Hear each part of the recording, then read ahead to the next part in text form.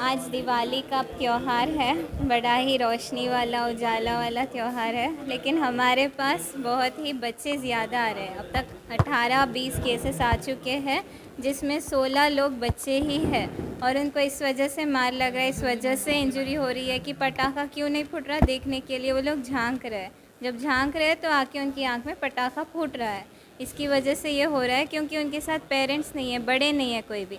तो मेरा ये है आवाम को मैसेज कि बच्चों को अकेला ना छोड़े, एक बकेट ऑफ कोल्ड वाटर रखें और अंडर सुपरविज़न करना चाहिए।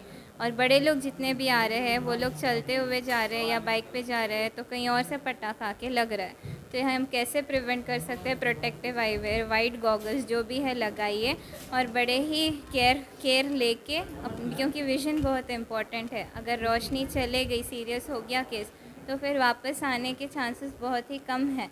इसीलिए मेरा मैसेज ये है कि happy Diwali, safe and protected Diwali. हमारे पास अभी तक 19 केसेस आए हैं, जिसमें से 16 बच्चे ही हैं। 10-12 साल के बच्चे हैं, most of them below 10 years of age. हमारे HN न्यूज़ को सब्सक्राइब करिए ताकि आपको नोटिफिकेशंस आते रहे वक्त पर।